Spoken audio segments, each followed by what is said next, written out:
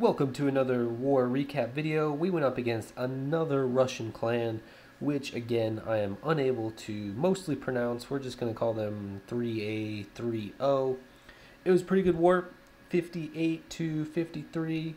We won by about 7% too, so it was pretty good. They were up on us by one Town Hall 10 right there, one extra one. They just 2-starred our Town Hall 10s, whereas we 3-starred a couple of theirs. They missed a couple of our 9s as well, whereas we cleared all of their 9s. Really good props to our Town Hall 9s, stepping up the game. They had a little bit easier bases than some of the stuff that we faced in the past, but I don't want to take away from what the 9s did, really stepping up, and that allowed the Town Hall 10s to focus exclusively on the Town Hall 10s, which led us to getting some good 3-stars because we didn't have to dip. Where am I going? Starting us off is Paul the Great here, hitting number 2. He cleaned up after my exciting bowler walk. We pretty much had the war in the bag, and I've been wanting to do bowler walks in war for a while, and on ring style bases is probably where bowler walks were most effective. So I gave that a little try. It kind of worked out. I might show it at the end, I might not, I'm not sure. And so Paul went and cleaned up my mess. Starting off with queen walk here, pretty standard stuff at Town Hall 10. Trim up a couple of defenses, create some nice funneling to the core, especially effective on these ring style bases, and kill the CC, which is what queen walks are extremely good at. Sends in a couple hogs, out comes a whole bunch of archers and 2 witches. Poison spells to meet them, one at the queen feet, one a little bit further back to get the witches because they're really slow. You also probably saw he did 2 hogs to lure, which is what I recommend. Sometimes those clan castle compositions are really quick with just a lava hound, and sometimes they take a bit longer, lots of archers, lots of goblins. So pretty much 2 hogs though will get any CC combination, and it's just safer. Wall breaks in because he has to get to that air defense, which is 1 tile back. The queen cannot reach it. Fortunately he loses, I think, 2 healers there, but it's okay.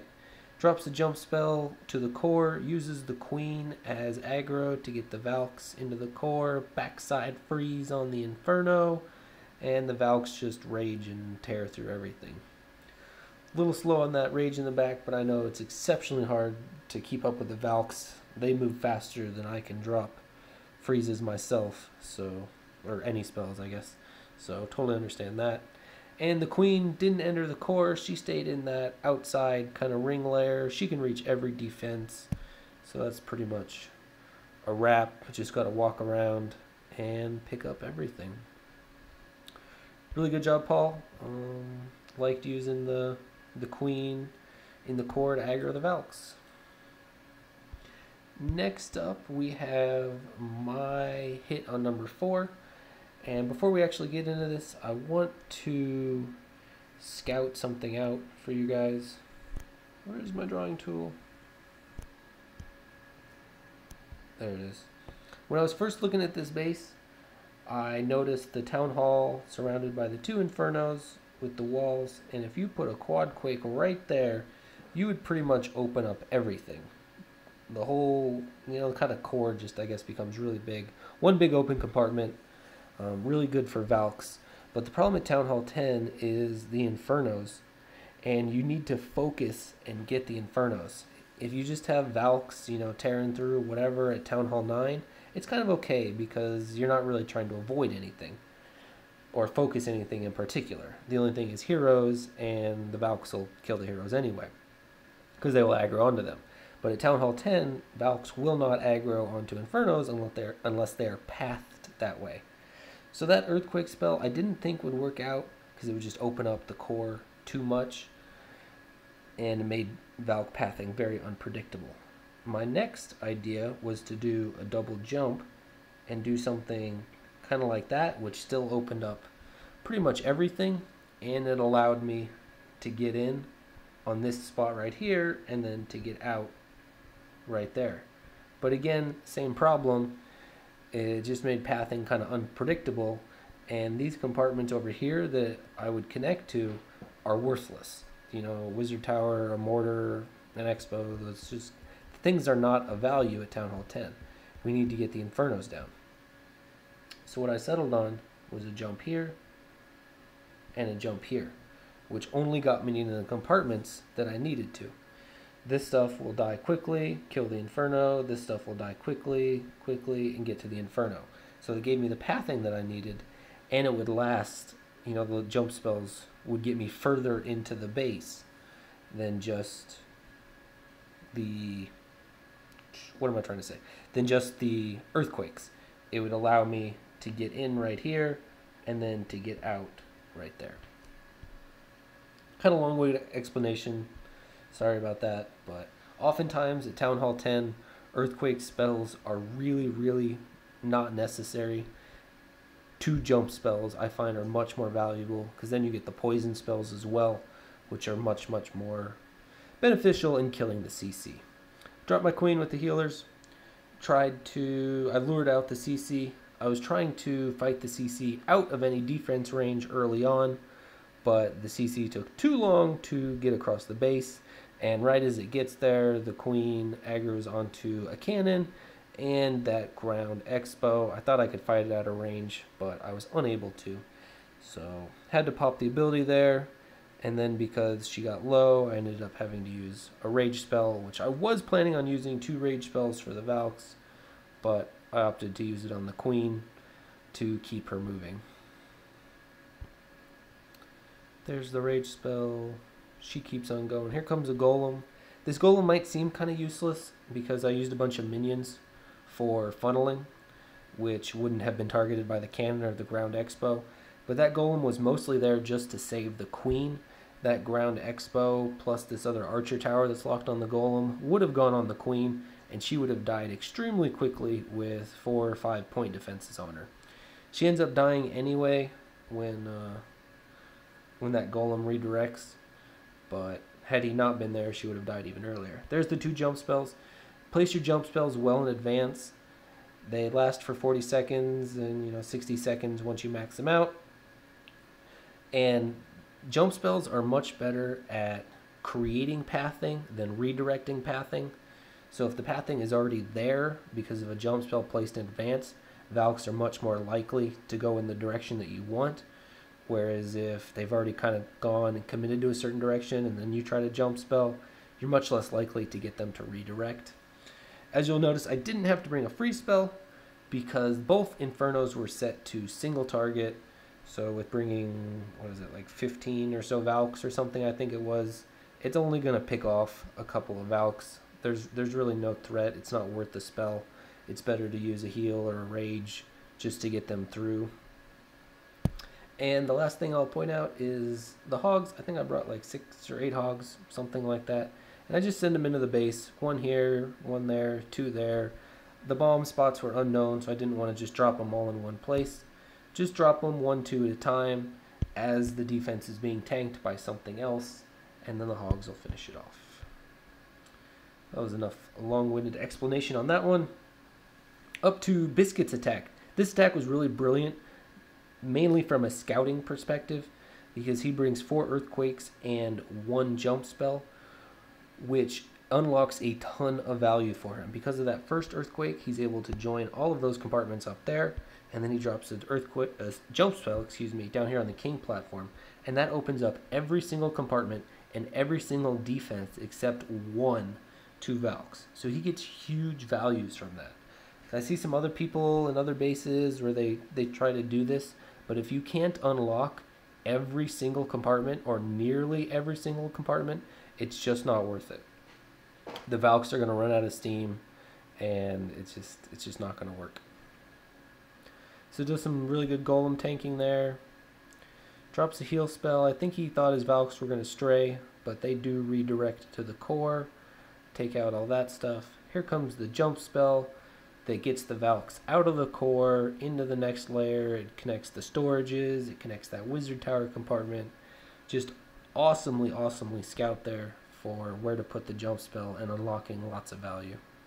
There's only one defense, is this pesky little cannon here that's out of range, but not a big deal at all. Excellent scout, good execution. Way to go, Biscuit. Next up is Rick hitting number 8. What I really liked about this attack is that Rick scouted this base one way, and he wanted to come in here from about 7 o'clock and jump over that mortar.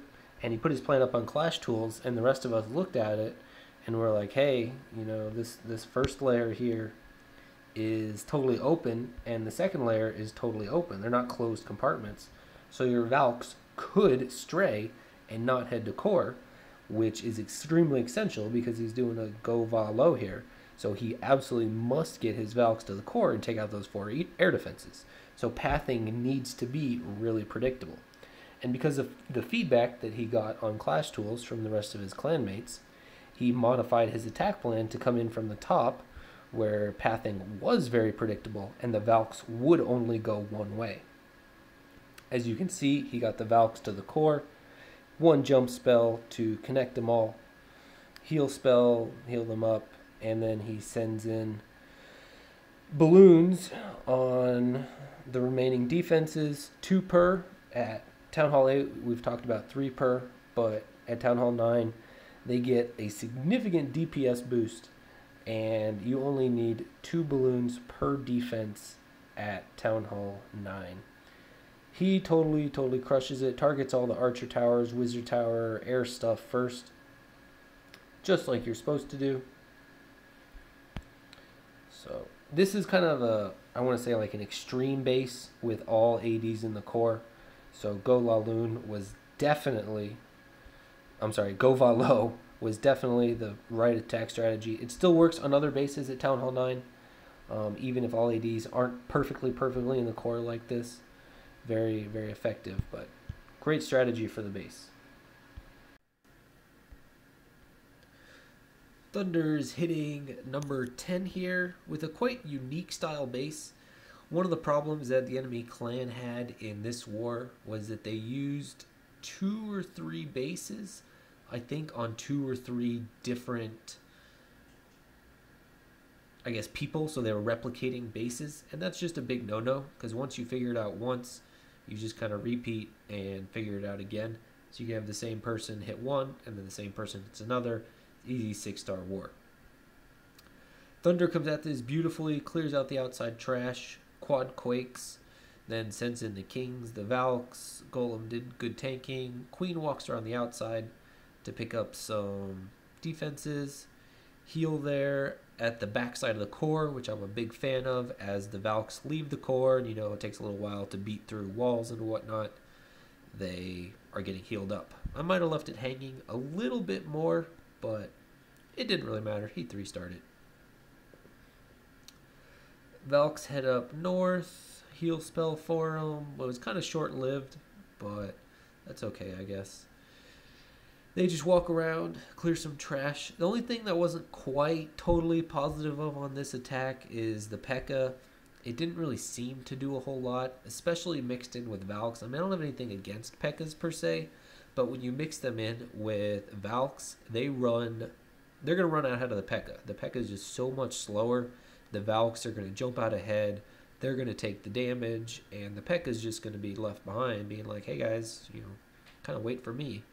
So it's definitely a good tank for, you know, slower moving troops like wizards and stuff like that, but not with Valks. Really good job to Thunder crushing this base and whatnot. The last thing that I'll mention is that quad quake that he led with in the beginning. We learned on the other base that we hit this is, I guess due to Wallbreaker AI, break into that outer wall first and then do your quad quakes. Otherwise, there isn't anything behind. There's no building behind that first layer of wall, and the wall breakers would avoid it. So wall break, then quad quake if you're trying to go into a certain spot like that.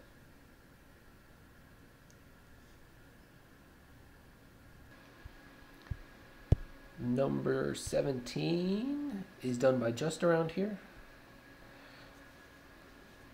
This is another example. You know, at Town Hall 8, it's more prevalent with all ADs in the core because of dragons. That sort of fades off at Town Hall 9, but kind of demonstrating there. And this is another excellent scout. The quad quakes, if you can connect the outside all the way to the core, it eliminates the need for wall breakers and just unlocks extra troops and more value. The only thing here that I'm going to kind of criticize, and I slightly feel bad about that, is that golem on the wizards. The golem just dies and really doesn't get any value out of the golem. You got to lure those wizards out a bit more. You use some archers, use some poisons. There's lots of easy ways to kill all wizards in the CC.